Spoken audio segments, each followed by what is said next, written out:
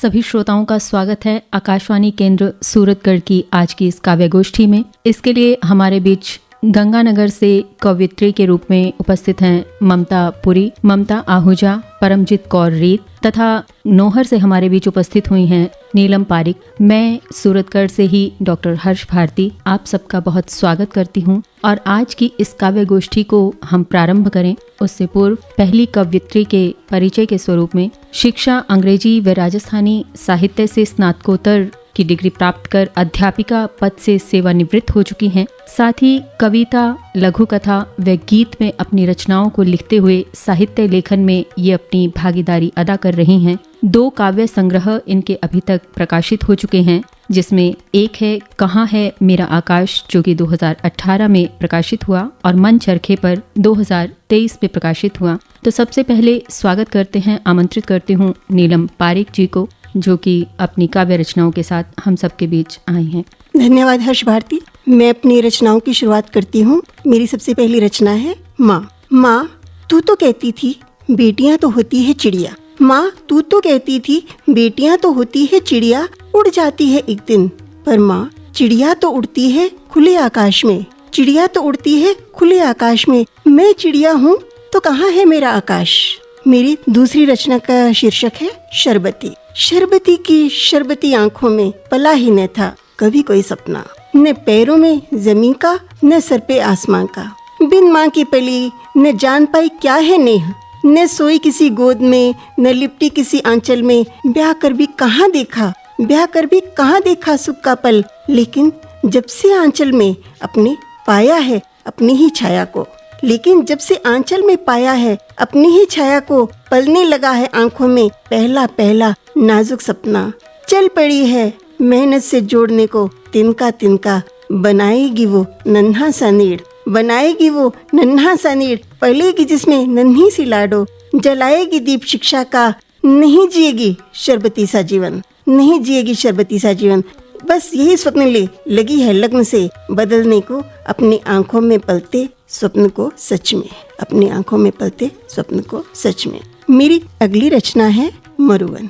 वो खुद जलती है, वो खुद जलती है धूप में, चलती है कांटों पर, तपती बालू पर, प्यास से सूखे होठ लिए भर लाती है घड़ों पानी। मीलों चलकर खाती है चोटें तन पर भी मन पर भी, फिर भी जलाती है संध्या का दीपक। घर की खुशहाली के लिए खुद रहती है भूखी, लेकिन बनाती है त्योहार पर मीठे पकवान, बनाती है त्योहार पर मीठे पकवान। अपना जीवन थार सा है, अपना जीवन थार सा है, पर बनाती है अपनों के लिए मरुवन। मेरी अगली रचना का शीर्षक है हे स्त्री। हे स्त्री, तुम्हारी आवाज दबा दी गई, हे स्त्री तुम्हारी आवाज दबा दी गई। कह न सको तुम वो सच जो नहीं है मंजूर समाज को। तुम्हारी आवाज दबा दी गई, कभी सम्मान तो कभी देकर संस्कार का नाम, कभी कोख में ही मिटा दिया तो कभी मधु में लिपटा। तारीफ का धीमा जहर देकर कर दिया खामोश, तारीफ का धीमा जहर देकर कर दिया खामोश। लेकिन तुम नहीं हारी ओ नारी, लेकिन तुम नहीं हारी ओ नारी। ढल गए तुम्हारे शब्द कविता में, गीतों में, कहानियों में, और गूंज उठी तुम्हारी आवाज समूची कायनात में, और गूंज उठी तुम्हारी आवाज समूची कायनात में। और एक बार फिर मेरी अगली रचना का शीर्षक है माँ। माँ, माँ के पास कहाँ था वक्त, माँ के पास कहाँ था वक्त। बिठाती अपने पास, पकड़ती मेरा हाथ, लिखवाती अक्षर अक्षर, रटाती गिनती पहाड़े। माँ ने तो सिखाया चक्की चलाते चलाते पढ़ना, माँ ने तो सिखाया चक्की चलाते चलाते पढ़ना। आटा गूंधते गूंधते शब्दों को गूंथ गूंथ कर करना वाक्य विन्यास। चूल्हे पर रोटियों के साथ साथ कड़े वक्त की आंच पर करना कोई नवसृजन। कहीं भी आते जाते ऊन के गोलों और सलाई के साथ सपनों को बुनना, कहीं भी आते जाते ऊन के गोलों और सलाई के साथ सपनों को बुनना। नर्म गर्माहट लिए सपने कैंची और सुई से फटे उधड़े को सिलते हुए सिखाया माँ ने जतन से जोड़े रखना रिश्तों को, जतन से जोड़े रखना रिश्तों को। धीमे धीमे स्वर में सुना के लोरी तो कभी कोई कहानी, सिखाया धीरज से सुनना समझना।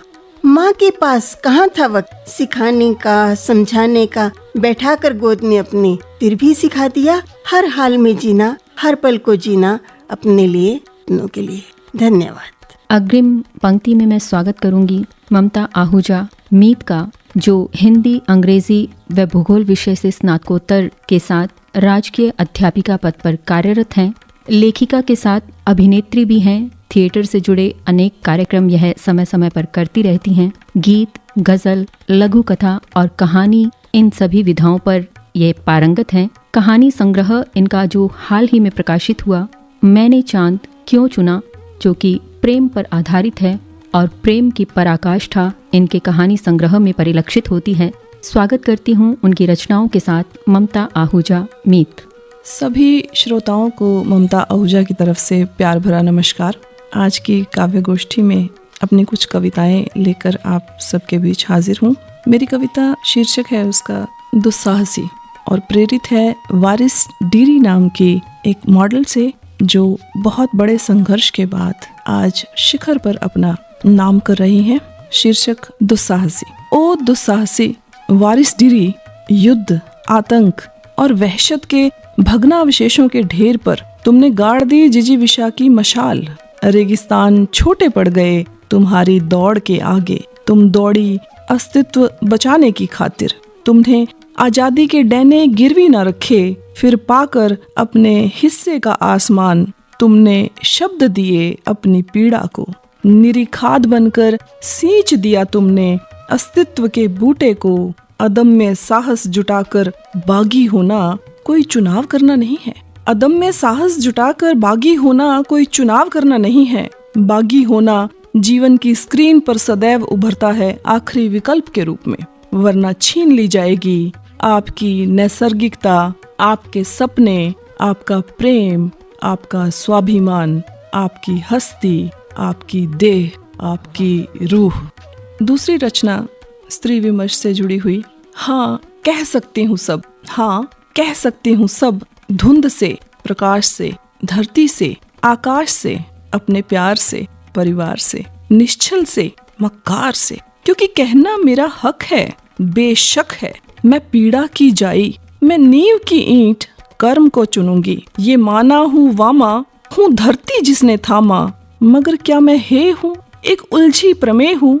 चुप रहूं तो पूज्य, वरना लांछन का ध्येय हूँ। हाँ कह सकूंगी अब, क्योंकि कहना है सब। बिन कहे तो जीने का मर्म ही खो जाएगा, और कह सकी तो जीने का धर्म भी हो जाएगा, और कह सकी तो जीने का धर्म भी हो जाएगा। शुक्रिया। तीसरी रचना जिसका शीर्षक है आबाद। शापित समंदर मुलाकात की ख्वाहिश लिए नदियों से मिलने नहीं जा पाते। शापित समंदर मुलाकात की ख्वाहिश लिए नदियों से मिलने नहीं जा पाते। शाम ढले चहेते परिंदे के ना लौटने पर दरख्त उसे ढूंढने के लिए नहीं दौड़ सकता। रास्ते तरसते हैं जाते राहगीर को देख, अलविदा के बोल कहने के वास्ते। धरती बारिश होने के बाद अक्सर तड़पती होगी आसमान का माथा चूमने के लिए। घर भी खामोशी से ताकता होगा बिस्तर की सलवटें, घर से बाहर की ओर जाती कदमों की आहटें। सोचती हूँ कैसी विचित्र बुनियाद, हिस्से में आई सिर्फ छुअन और याद।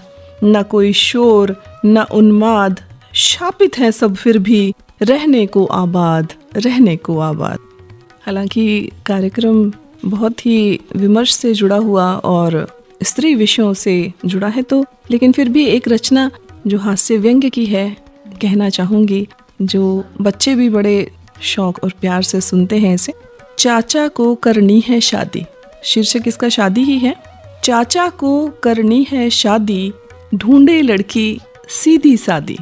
चाचा को करनी है शादी, ढूंढे लड़की सीधी सादी। पंडित को रुक्का भिजवाया, पंडित झट से दौड़ा आया। पूछा कैसी हो कन्या जजमान, चाचू बोले सुनिए फरमान। चेहरा चांद सा होना चाहिए, मुखड़ा खूब सलोना चाहिए। लंबी भी हो कदमें थोड़ी, सुंदर लगे जो उनकी जोड़ी। पढ़ना लिखना जानती हो, बड़ों का कहा भी मानती हो। खाना खूब स्वादिष्ट बनाए, रोज नए पकवान पकाए। सर पर पल्लू रख सकती हो, डांट डपट भी चख सकती हो। सुन सुन पंडित बहुत मुस्काए, फिर चाचू के धोल जमाए। बोले किस दुनिया के प्राणी, अब नहीं होते राजा रानी। अब लड़की रखती है शर्तें और लड़के भरते हैं पानी। जाओ कोई वैद्य बुलाओ, सोच को अपनी ठीक कराओ। जाओ कोई वैद्य बुलाओ, सोच को अपनी ठीक कराओ। पहले खुद को बदलो थोड़ा, फिर हमको घर पर बुलवाओ। अब लद चुके पुराने टाइम, अब लद चुके पुराने टाइम, मैं न बनूं पार्टनर इन क्राइम। ये छोटी छोटी क्षणिकाएं हैं। एक छोटी सी क्षणिका, याद रखना ना होना बचपन में जवान। याद रखना ना होना बचपन में जवान, जवानी में बूढ़ा और बुढ़ापे में बच्चा। याद रखना ना होना बचपन में जवान, जवानी में बूढ़ा और बुढ़ापे में बच्चा। उम्र के खोए हुए हिस्से उम्र भर सालते हैं, उम्र भर सालते हैं। एक अन्य क्षणिका, खिलौने कपड़े मेले किलकारियां। खिलौने कपड़े मेले किलकारियां, जिद हौसले मस्ती और निश्चल यारियां। जिद हौसले मस्ती और निश्चल यारियां, तुम्हारी यादों के नाम है ये, तुम्हारी यादों के नाम है ये। हाय बाकी सब तो है बस जिम्मेदारियां, बाकी सब तो है बस जिम्मेदारियां। बहुत शुक्रिया दोस्तों। अब मैं स्वागत करूंगी परमजीत कौर रीत का, जो कि वरिष्ठ अध्यापिका के रूप में अपनी राजकीय सेवाएं दे रही हैं। हिंदी पंजाबी से स्नातकोत्तर हैं। कविता, छंद, गजल, गीत व बाल कहानियों की विभिन्न विधाओं में इनका लेखन अपने चरम पर है। हिंदी में कुंडलिया सतसई नाम से इनकी पुस्तक 2022 में प्रकाशित हो चुकी है। पंजाबी में समय दियां पैड़ा 2024 में लघु कहानियों के रूप में इनकी यह पुस्तक प्रकाशित हो चुकी है। इसके अतिरिक्त इनकी 2 अनुवादित पुस्तकें हैं, जो कि पंजाबी बाल कहानियों का हिंदी अनुवाद इनके द्वारा किया गया, और साथ ही हिंदी से पंजाबी में श्री त्रिलोक जी ठकुरेला की पुस्तक पंजाबी कुंडलियां का भी इनके द्वारा अनुवाद किया गया। तो ऐसी हस्ताक्षर लिखित कवयित्री को बुलाना चाहूंगी परमजीत कौर रीत अपनी रचनाओं के साथ। धन्यवाद हर्षवाती जी। सभी श्रोताओं को परमजीत कौर रीत का नमस्कार। सर्वप्रथम माँ शारदे को नमन करते हुए मैं एक कुंडलिया छंद प्रस्तुत कर रही हूँ। माँ अम्बे जय शारदे कर दीजिए कल्याण। माँ अम्बे जय शारदे कर दीजिए कल्याण। विद्या और सद्बुद्धि का माँ दीजिए वरदान। माँ दीजिए वरदान, सत्य के पथ चल पाऊँ। विपदा भले अटूट, असत के निकट न जाऊँ। दृढ़ होकर संकल्प निभा पाऊँ जगदम्बे। विनती लो स्वीकार, शारदे जय माँ अम्बे। अब मैं नारी विमर्श पर कुछ दोहे प्रस्तुत कर रही हूँ। सबक पुराने से लिए बांधे पल्लू छोर। निकले हैं हम अब नए एक सफर की ओर। कुछ ने सीढ़ी ढूंढ ली, कुछ चढ़ बने नवाब। हम बैठे कोकून में पढ़ते रहे किताब। पोथी में मिलती नहीं जीवन की हर बात। बिटिया पढ़ना सीख ले मुखड़ों के हालात। अंतिम दोहा है। सांकल तेरे पाँव में दूर भले आकाश, लेकिन औरी चिड़कली होना नहीं निराश। मेरी अगली रचना एक गज़ल के रूप में है। रखना तू हर हाल में बस जारी उड़ान तेरी। रखना तू हर हाल में बस जारी उड़ान तेरी। लिखनी है तुझको अर्श पे अब दास्तान तेरी। जीवन की हर जंग में शमशीर बन दिखाना। जीवन की हर जंग में शमशीर बन दिखाना। अपने ही हाथों में बस रखना म्यान तेरी। ऐ तुख में हौसले तुझे उगना है पत्थरों में। ऐ तुख में हौसले तुझे उगना है पत्थरों में। गुलशन के जैसी कब हैं राहें आसान तेरी। मक्ता देखें। हर लफ्ज पर जमाना तो लेगा रीत तुझको, हर लफ्ज पर जमाना तो लेगा रीत तुझको। हल्की पड़े न देखना कभी भी ज़बान तेरी, हल्की पड़े न देखना कभी भी ज़बान तेरी। रखना तू हर हाल में बस जारी उड़ान तेरी। मेरी आखिरी रचना एक गज़ल तरन्नुम के रूप में प्रस्तुत करने का प्रयास कर रही हूँ। ज़मीं पे अर्श का मंजर बनेगा, ज़मीं पे अर्श का मंजर बनेगा। ये जुगनू जब कभी दिनकर बनेगा। चलेंगे रोज तो बेहतर बनेगा, चलेंगे रोज तो बेहतर बनेगा। यूं कच्चा राह भी पत्थर बनेगा। उदासी को हरा देगी वो जब जब, उदासी को हरा देगी वो जब जब। खुशी की आँख में सागर बनेगा। बने तस्बीह का मोती जो संभले, बने तस्बीह का मोती जो संभले। जो बहका लफ्ज वो नश्तर बनेगा। जमाना प्रश्न जितने भी उठा ले, जमाना प्रश्न जितने भी उठा ले। हमारा वक्त ही उत्तर बनेगा। मक्ता देखें। सबक ठोकर का रखना याद ऐ रीत, सबक ठोकर का रखना याद ऐ रीत। ये मंजिल तक तेरा रहबर बनेगा। सबक ठोकर का रखना याद ऐ रीत। ये मंजिल तक तेरा रहबर बनेगा। ज़मीं पे अर्श का मंजर बनेगा। हमारा वक्त ही उत्तर बनेगा। बहुत बहुत शुक्रिया, धन्यवाद सभी का। इस कड़ी में आगे स्वागत करती हूँ ममता पुरी मम्मू का, जो हिंदी विषय से स्नातकोत्तर व नेट की परीक्षा उत्तीर्ण हैं। सामाजिक कार्यों से समय समय पर जुड़ी रहती हैं। लेखिका होने के साथ अभिनेत्री के रूप में भी अपनी भूमिका अदा करती हैं। विभिन्न विषयों पर लिखना इनका कौशल है। कविता, लघु कथा व कहानियों की विधा पर यह अपनी रचनाएं लिखती हैं।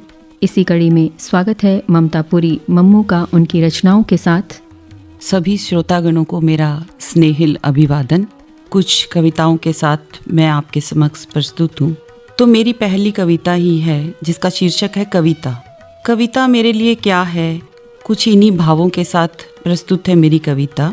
जैसी सुंदर मृदुल होती है माँ, जैसी सुंदर मृदुल होती है माँ, वैसी ही तो होती है कविता। अपनी निश्चलता की गोद में बिठा बहुत प्यार से है दुलारती। अपनी निश्चलता की गोद में बिठा बहुत प्यार से है दुलारती। तब जाकर शब्दों से पनपता है प्यार, तब जाकर शब्दों से पनपता है प्यार। जैसे आशीष भरा होता है हाथ सर पर पिता का, जैसे आशीष भरा हाथ होता है सर पर पिता का, वैसा ही हौसला भरा हाथ होती है कविता। तब जाकर बेबाक अभिव्यक्ति झलकती है पटल पर, तब जाकर बेबाक अभिव्यक्ति झलकती है पटल पर। जैसे लड़ते झगड़ते भाई बहन खींच लेते हैं कान और बात बेबात पर चिढ़ाते हैं चुटिया पकड़, वैसी ही तो होती है कविता। बहुत सुंदर। शरारतों को ताउम्र जिंदा रख बचपन के गलियारों में रहती है घुमाए, तब जिंदा दिली का पर्याय बनती है कविता। जैसे जिंदगी के रेले, रिश्ते नातों के मेले की रंगीन फोटोग्राफी, कभी ब्लैक एंड व्हाइट कैमरे में कैद तस्वीरों की बेरंग कॉपी, वैसी ही तो होती है कविता।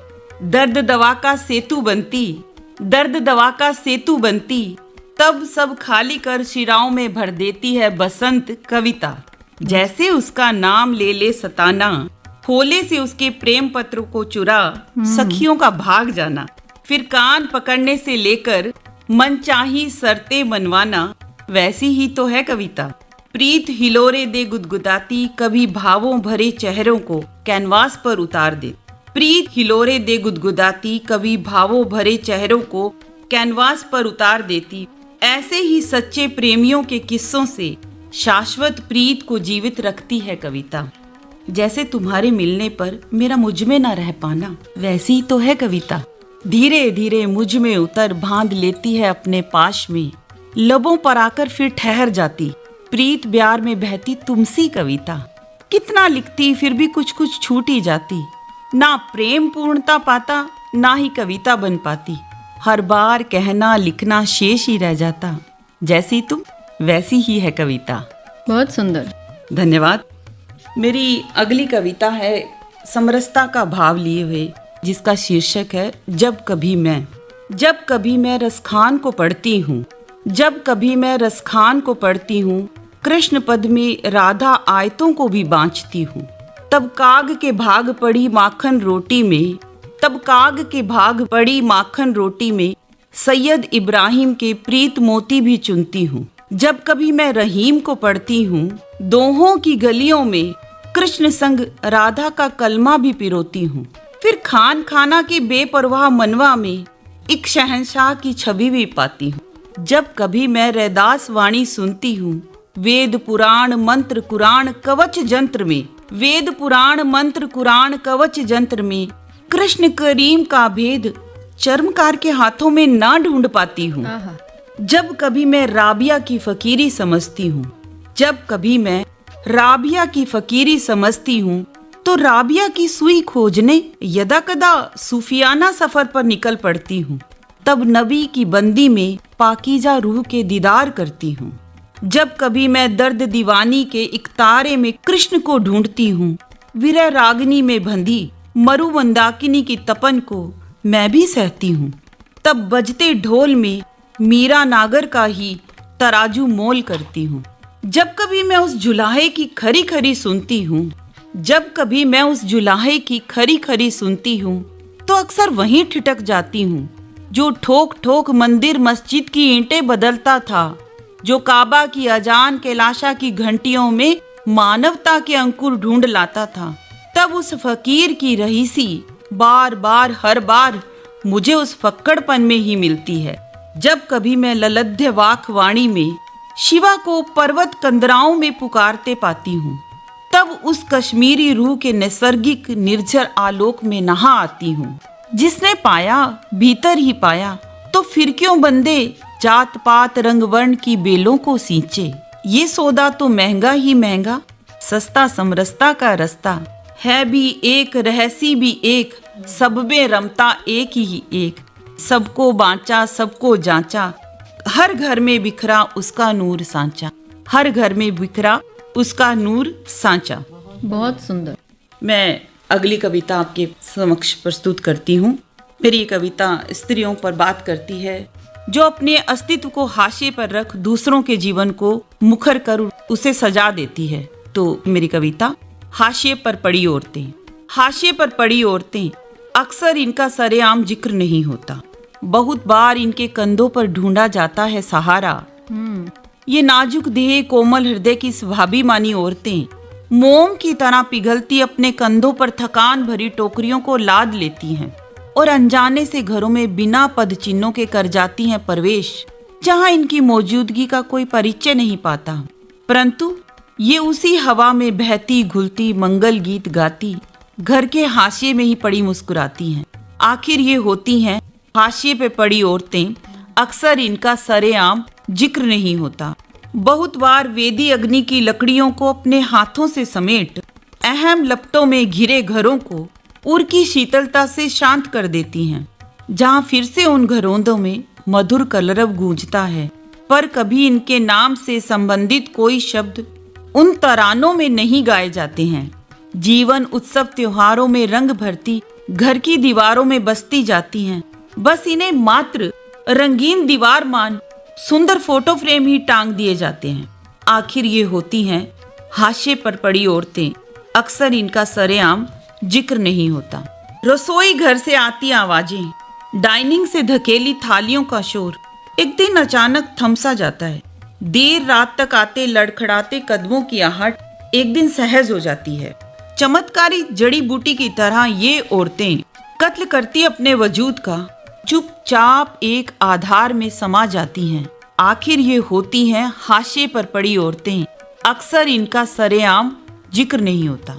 जब भी बांधों में दरार का होता आभास, ये सब छोड़ छाड़ बेपरवाह हो धीरे से अपने हाशिए से खिसक रिश्ते सैलाब को अपनी उर गंगा में समेट लेती हैं।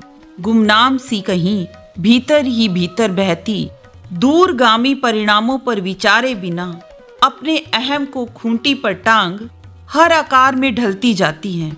इनके जिक्र मात्र से स्वयं से भयभीत हृदय जिंदगी भर इन्हें किसी व्रत में नहीं बांध पाते। बस हाशिए पर छोड़ कुदरत को साक्षी मान इनके कंधों पर हर थकान से है आराम पाते, और ये एक ही जीवन में कई जिंदगियां जी जाती हैं। अंत किसी रोज उन घरों की नींव में हवा पानी भन चिर विश्राम पा लेती हैं।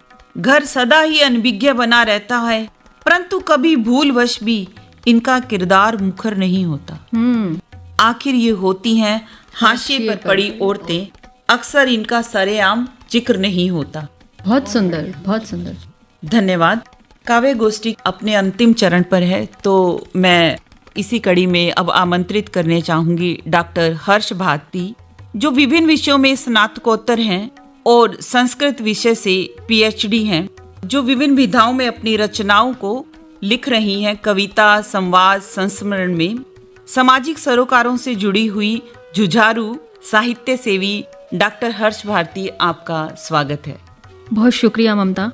मेरी रचना उस स्त्री की कल्पना जिसका जीवन एक समय में ऐसा बदल जाता है कि वो स्वयं को नहीं पहचान पाती, किंतु उस बदलाव के लिए कौन जिम्मेदार है और फिर जिम्मेदारी बखूबी निभाते हुए पुनः कौन उसे बदलने को कहता है, ऐसा ही कुछ भाव लिए मेरी यह कविता, जिसका शीर्षक है एक बार और बदल लो मुझे।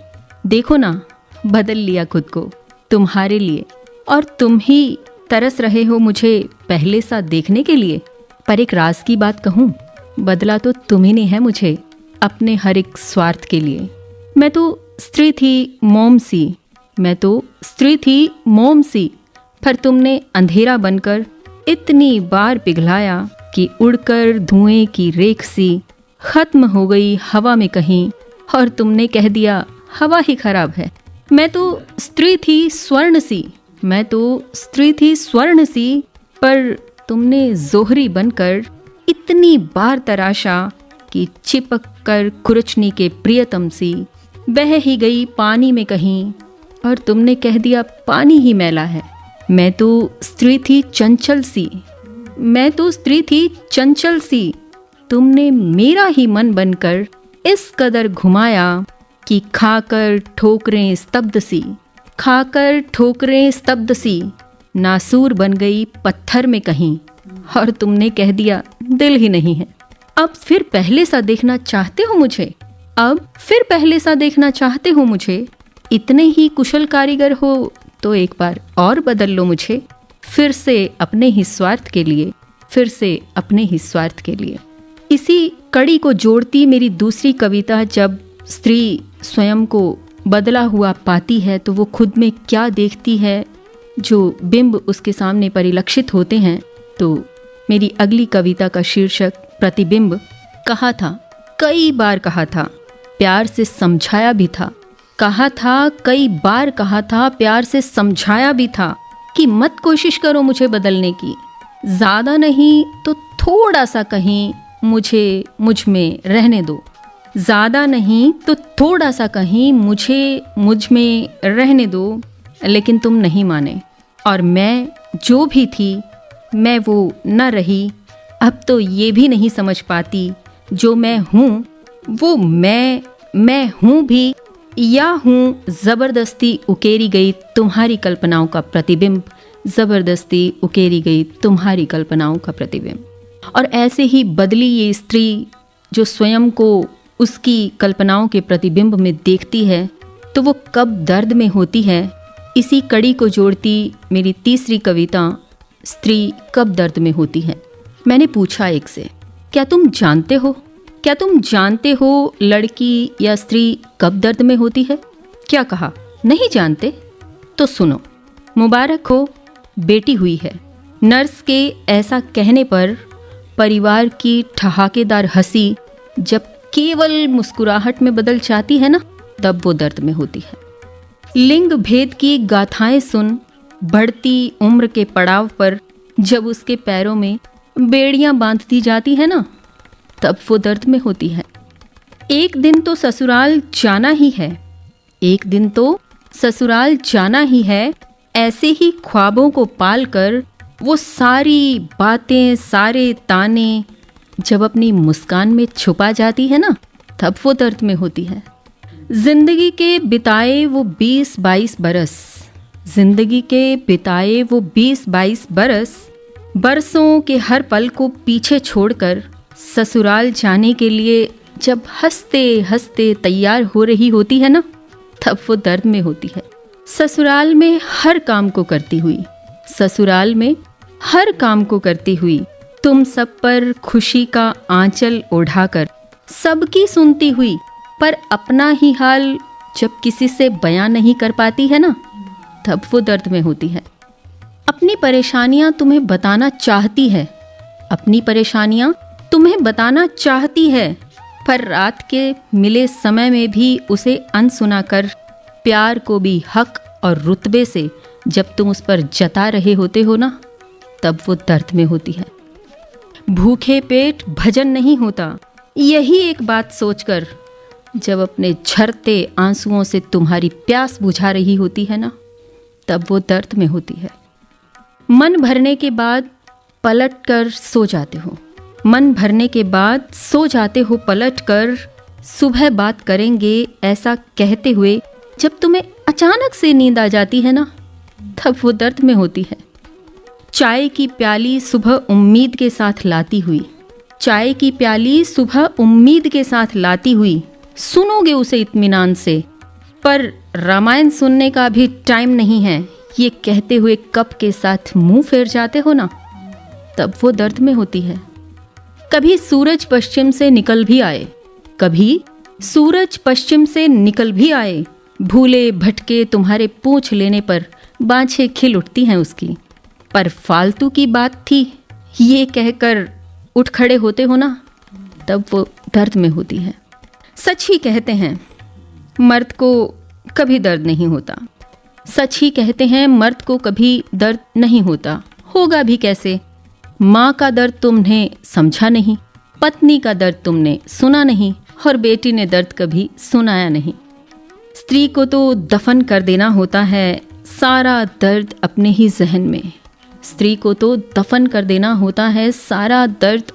जहन में। लेकिन एक बात कहूँ, सारी परेशानियाँ सारा दर्द जब वो दफन कर रही होती है ना, तब वो दर्द में होती है। और इन्हीं कविताओं के साथ अंतिम मुक्तक जो मैंने स्वयं के लिए लिखा, उससे अपनी रचनाओं का विराम करूंगी। नहीं लोगों की सुनती हूँ, न मैं शर्तों पे जीती हूँ। नहीं लोगों की सुनती हूँ, न मैं शर्तों पे जीती हूँ। सुकून जो रूह को बख्शे वही बस घूंट पीती हूँ। इधर जिद पे समाना है, उधर मैंने ये ठाना है। वो मुझको जख्म देता है, मैं उन जख्मों को सीती हूँ। और अपने इसी मुक्तक के साथ अपनी रचनाओं को विराम देते हुए आज की इस काव्य गोष्ठी को भी मैं विराम देते हुए सभी का एक बार पुनः धन्यवाद देना चाहूँगी। गंगानगर से हमारे बीच पधारी कवयित्री परमजीत कौर, ममता आहूजा, ममता पुरी व भादरा से हमारे बीच पधारी नीलम पारिक और मैं डॉक्टर हर्ष भारती सूरतगढ़ से इसी के साथ आज के कार्यक्रम का समापन करते हुए बहुत बहुत धन्यवाद।